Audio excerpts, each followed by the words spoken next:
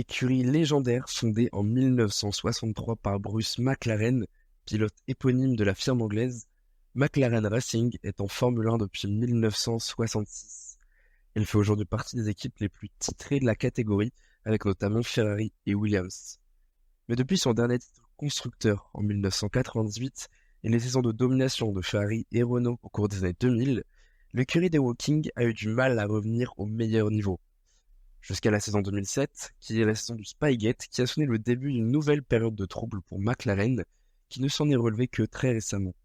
Retour ensemble sur le chemin parcouru par les papayes pour redevenir des prétendants au titre.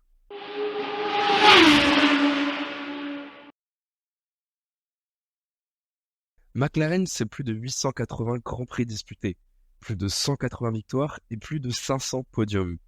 Après avoir remporté son premier titre constructeur en 1974, elle a dominé la fin des années 80 en remportant 6 titres en 8 saisons entre 1984 et 1991. Elle veut passer des pilotes parmi les plus légendaires de l'histoire durant ses 30 premières années d'existence. Jody Scheckter, Emerson Fittipaldi, Alain Prost, Niki Lauda, Ayrton Senna ou encore Mika Häkkinen. C'est d'ailleurs ce dernier qui remportera le titre pilote en 1998 et offrira avec David Coulthard le dernier titre constructeur encore à ce jour de l'écurie anglaise. Le pilote finlandais a remporté un second titre d'affilée en 1999, mais McLaren a reculé au deuxième rang avec le commencement de l'hégémonie de la paire Ferrari et Michael Schumacher. Le titre de 1999 lui serait sans doute d'ailleurs revenu sans les 6 grands prix que le pilote allemand rate à cause d'une fracture de la jambe. De 2000 à 2006 ensuite, McLaren finit systématiquement derrière Ferrari et voit même les Williams et les Renault s'intercaler par moments. L'écurie française allant même jusqu'à remporter les titres constructeurs et pilotes avec Fernando Alonso en 2005 et 2006. L'écurie des Woking court après les titres qu'elle se pensait capable d'acquérir après les 5 saisons de Kimi Räikkönen au volant de sa voiture grise. Non sans être mauvais, le pilote finlandais n'a pu concurrencer Schumacher et Alonso pour le titre pilote qu'en 2003 et 2005. Un passage mitigé pour celui que l'on voyait ramener les papayes au sommet. Finalement, c'est après une silly season 2006-2007 très agitée que McLaren arrive confiante en mars pour le GP d'Australie. Kimi Räikkönen a quitté l'écurie pour remplacer Schumacher chez Ferrari, mais l'équipe de Woking a des cartes à faire valoir. Elle accueille le récent double champion du monde en titre Fernando Alonso et il fera équipe avec le prometteur Lewis Hamilton qui a remporté coup sur coup la F3 en 2005 et le GP2 en 2006 et qui entend bien concurrencer l'Espagnol. Mais c'est bien en 2007, dans une saison qui s'avérera être un tête-à-tête entre McLaren et Ferrari, que l'écurie anglaise va connaître ses plus gros tourments. La saison en piste est passionnante. Elle tourne rapidement dans un combat à 3 entre Räikkönen, qui gagne dès son premier GP chez Ferrari en Australie, Lewis Hamilton, rookie qui tient tête à son coéquipier et gagne dès son 6e GP en Formule 1, et Alonso, qui avait rejoint l'écurie anglaise avec un poste de numéro 1 promis et qui vit mal la concurrence de Lewis Hamilton. Jusqu'au dernier Grand Prix, les McLaren sont encore premières dans les 2 championnats, assurées de finir devant Ferrari au constructeur, et avec un duo de pilotes aux 2 premières places du classement. L'équipe est sereine dans la quête des 2 titres. Mais dans un week-end ultra dominé par les Ferrari et qui verra Hamilton se sortir de la piste au premier tour en tentant de dépasser Alonso, Räikkönen remporte le GP du Brésil et passe devant les 2 McLaren pour 1 point et les prive du titre. En coulisses, la saison a également été agitée. McLaren, possédant pourtant une avance confortable au championnat constructeur, a été disqualifié de celui-ci à cause de la fameuse affaire du Spygate.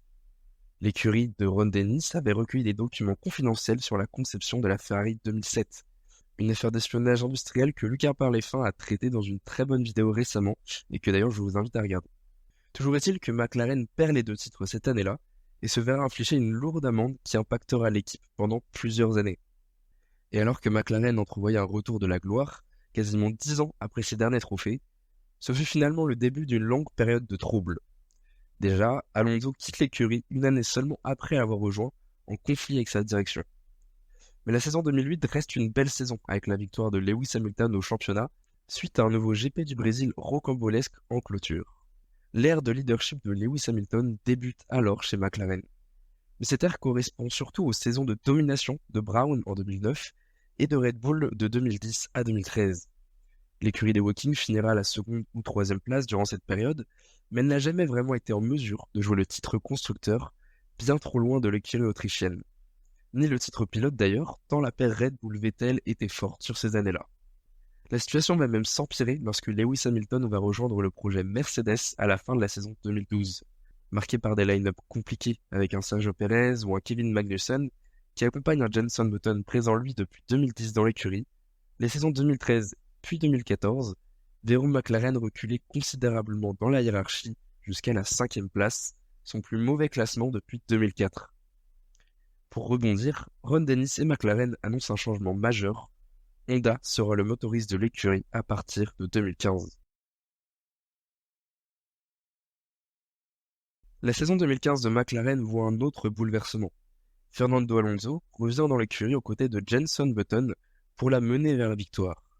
Après des saisons Ferrari au cours desquelles il n'a pas réussi à remporter son 3e titre, le pilote espagnol entend bien parier sur la nouvelle relation avec Honda pour s'imposer à nouveau. Un pari qui ne s'avérera pas payant car le moteur japonais est tout simplement mauvais. La voiture n'avance pas en ligne droite et les temps autour s'en font ressentir. L'écurie de Hawking ne finit la saison 2015 que devant la très modeste écurie Manor, et le résultat est alors dramatique. McLaren réalise sa pire saison depuis 1980. Button termine 16e et Alonso, lui, 17e. L'équipe doit réagir la saison suivante, et elle termine finalement à la 6e place du championnat en 2016. Une progression cependant toujours insuffisante pour elle, qui subit encore le manque de puissance de son unité Honda. En 2016, alors que l'écurie est presque au plus bas, Zak Brown est nommé directeur exécutif en remplacement de Ron Dennis, l'un des responsables du choix du motoriste nippon.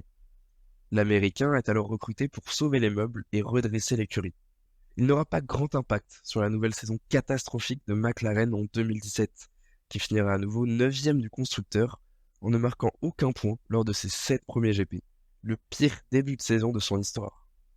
Stoffel Mandorn, lui, a remplacé Jenson Button, fraîchement retraité, et sur les 4 premiers GP, il est le seul à finir un Grand Prix, et à seulement 2 reprises.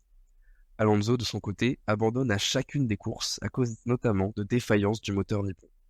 Les Papayes réussiront à marquer quelques points, mais lassé de cette situation, McLaren annonce en cours d'année l'arrivée du moteur Renault dans la voiture dès 2018, et ce pour 3 saisons.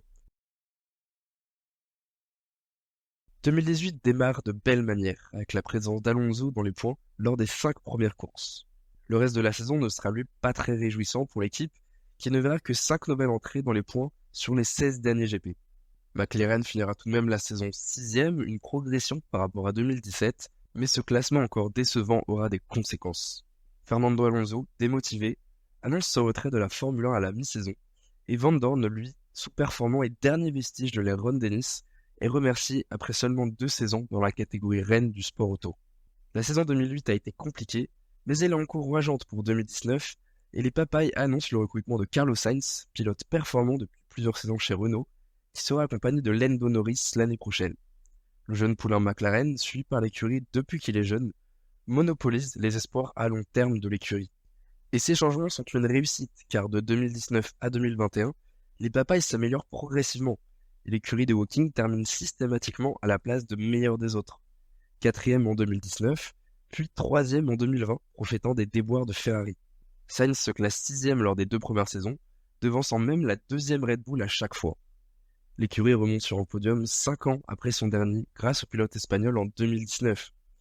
Norris progresse et grimpe à son tour sur la boîte en 2020 lors du premier GP dans une saison particulière marquée par les restrictions sanitaires liées au Covid.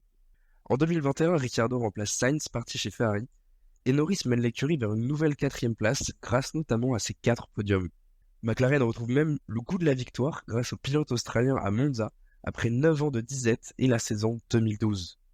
Mais l'écurie anglaise est stoppée dans son ascension par la modification du règlement technique pour 2022. Alpine développe mieux sa voiture et récupère cette place de meilleur des autres. McLaren montera tout de même une fois sur le podium, mais l'écurie souffre surtout de la comparaison entre ces 2 pilotes qui voient Norris dominer largement Ricciardo avec 122 points contre 37. Sous-performant, le pilote australien est remplacé par son compatriote Oscar Piastri pour 2023. Et avant même le début de cette nouvelle saison, Zak Brown l'annonce. Ils se sont ratés sur le développement et la voiture ne sera pas performante avant plusieurs mois. Et malheureusement, ces doutes se confirment dès le premier Grand Prix, où McLaren semble être la pire équipe du plateau.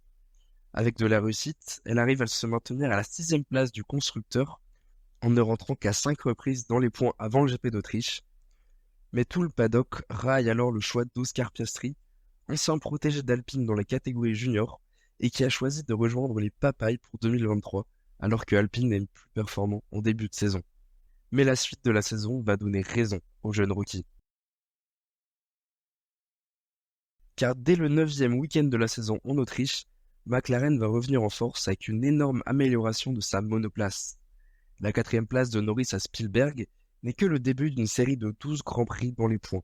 Et la nouvelle performance de la voiture de 2023 est confirmée dès le Grand Prix suivant à Silverstone, avec la 2e place, premier podium de la saison pour Norris, qui enchaînera d'ailleurs avec une nouvelle seconde place en Hongrie le week-end suivant.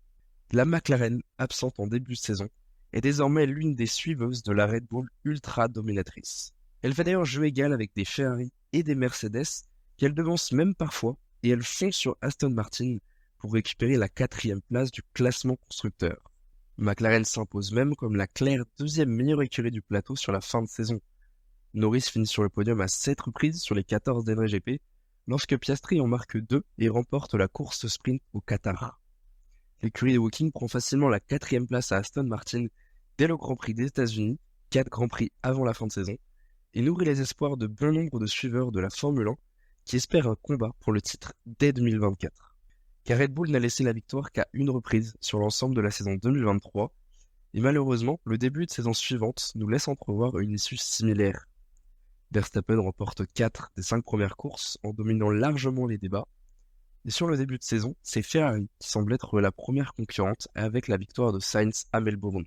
C'est alors que McLaren apporte des évolutions sur sa voiture à Miami, et elle semble faire jeu égal avec les Autrichiens. Norris, alors 5e, est assez rapide, et il profite de l'intervention lunaire de la voiture de sécurité qui ralentit Verstappen pour prendre la tête après son arrêt stand. Dès lors, le pilote anglais n'a plus été revu. Il a affiché un rythme de course hallucinant, creusant même l'écart sur la Red Bull. Norris remporte alors le premier Grand Prix de sa carrière. Et pour la première fois depuis le début de la saison, et seulement la seconde depuis le début de la saison 2023, l'écurie au taureau rouge a été battue sur la piste. Et la tendance va se confirmer sur les week-ends suivants. Verstappen parviendra à remporter 3 nouvelles courses, mais la voiture la plus rapide est bien celle peinte en orange. McLaren remonte sur Ferrari au constructeur, les dépasse et revient fort sur Red Bull grâce à la première victoire de Piastri en Hongrie, puis la seconde de Norris à Zandvoort. Malgré quelques erreurs, l'écurie anglaise enchaîne les podiums et les bons résultats, tandis que Red Bull accuse le coup dans son développement et n'est parfois même plus la 2e force du plateau. Sans maximiser, les Papayes récupèrent logiquement la tête du championnat constructeur en Azerbaïdjan après la 2e victoire de Piastri et s'envolent vers leur premier titre officiel depuis 1998, tant leur avance semble être conséquente désormais. Après des périodes de doute et des saisons difficiles marquées par des classements parmi les pires de son histoire, McLaren s'est relevé et est désormais la meilleure équipe du championnat en tête du classement constructeur. Et la saison 2024 pourrait même être l'une des meilleures de son histoire. Norris a pris sa 3e victoire de la saison à Singapour, et l'écurie comptabilise à ce jour 18 podiums, ce qui est déjà son meilleur résultat depuis 2007 avec les 24 podiums, et elle pourrait bien dépasser son record de 1988 et ses 25 montées sur la boîte, étant donné les 6 courses restantes d'ici la fin de l'année. Norris, lui, se rapproche petit à petit de Verstappen, et il pourrait bien finir par le dépasser selon moi, et remporter son premier titre de champion du monde. Les dynamiques se sont totalement inversées depuis le début de saison, et l'anglais est de plus en plus régulier. Il y a de grandes chances d'ailleurs que le titre se joue à Abu Dhabi, et l'on pourrait bien voir un nouveau duel épique après celui de 2021. Nul doute par ailleurs que sur sa lancée, McLaren devrait faire office de favori pour la saison 2025. Merci d'avoir regardé cette vidéo. J'ai vraiment apprécié retracer l'origine du retour au sommet de McLaren, qui se retrouve aujourd'hui dans une position de leader, ce qui est totalement inattendu. En tout cas, n'hésitez pas à commenter pour donner votre avis sur la vidéo, à la liker si vous l'avez aimé, et puis on se retrouve pour de prochaines. À bientôt.